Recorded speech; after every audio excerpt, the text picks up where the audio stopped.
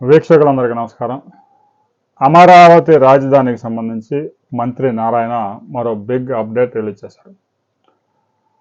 అమరావతి రాజధానిలో ఇప్పటికే పలు కేంద్ర ప్రభుత్వ సంస్థలకి భూమి కేటాయించడం జరిగింది. చాలా వరకు వారు పనులు కూడా ప్రారంభించారు. తాజాగా రాష్ట్ర ప్రభుత్వం 114 సంస్థలకి భూములు కేటాయించింది. 1256 ఎకరాలు కేటాయించారు. 114లో 70 సంస్థలు ప్రభుత్వ రంగ సంస్థలే. భూముల కేటాయింపులు కూడా అదేదో ఫ్రీగా కూడా ఇవ్వడం కాదు. భూమి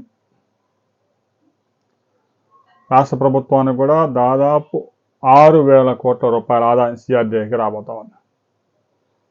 ఇక మరో 44 ప్రైవేటు సంస్థలు కూడా భూమి కేటాయించారు. వారికి స్పష్టంగా చెప్పారు, రాబోయే 2 సంవత్సరాల్లో నిర్మాణాలు కనుక పూర్తి చేయకపోతే భూమిని ప్రభుత్వం సిఆర్డీఏ గుంజుకుంటుంది అని క్లియర్గా చెప్పారు. ఒక 3 సంస్థలు మాత్రం ఇప్పటికే కేటాయించిన భూమిని వేరే ప్లేస్లో ఇవ్వాలని చెప్పేసి వాళ్ళు రిక్వెస్ట్ పెట్టుకున్నారు. ప్రభుత్వం కూడా పరిశీలిస్తాం. ఇక తెలుగు సినిమా ఇండస్ట్రీస్ నుంచి స్టూడియోలు పెట్టడానికి ఒక్కరు కూడా ఇంతవరకు అప్లికేషన్ మాకు ఇవ్వలేదు అనే విషయాన్ని మంత్రి నారాయణ చెప్పారు. అయితే ముంబై నుంచి మాత్రం కొంతమంది ఆసక్తి చూపుతూ ఉన్నారు. అయితే సిఆర్డీఏ ఇంతవరకు ఎవరికి కూడా స్టూడియోలకి భూములు కేటాయించలేదు.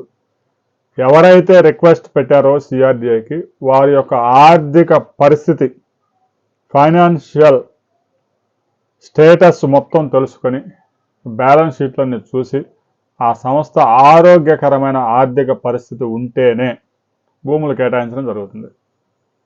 ఏదో 5 కోట్లకు 6 కోట్లకు ఎకరా భూమి వస్తుంది కదా అని చెప్పేసి ప్రభుత్వం దగ్గర నుంచి తీసుకున్న తర్వాత రియల్ ఎస్టేట్ వ్యాపారం చేద్దామంటే కుదరదు. ప్రభుత్వం స్పష్టంగా చెప్తా ఉంది.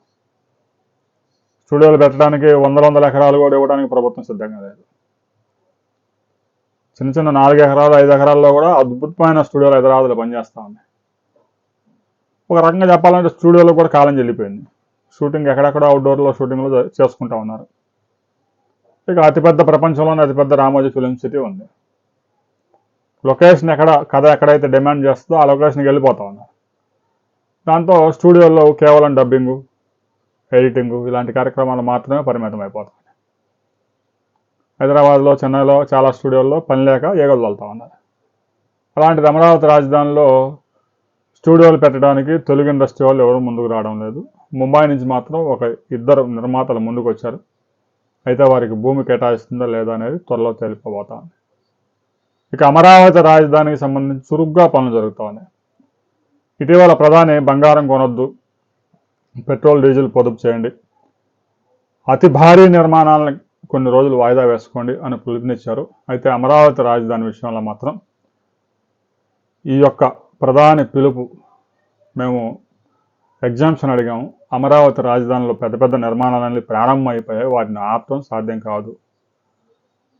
మరో ఏడాది కాలంలో రోడ్లన్నీ పూర్తి చేసి మరో 2 సంవత్సరాల్లో అమరావతి రాజధానిలో ప్రభుత్వ భవనాలన్నీ అందుబాటులోకి తీసుకురాబోతున్నారు.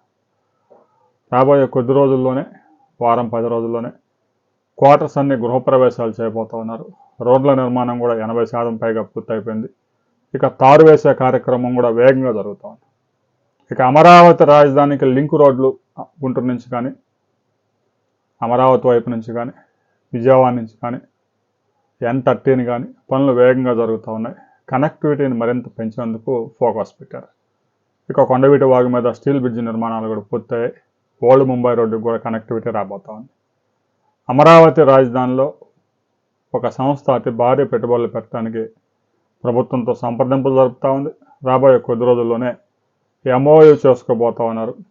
మరిన్ని వివరాలు అందాల్సి ఉంది. వివరాలు వచ్చిన తర్వాత మరో వీడియోలో మనం కలుసుకుందాం.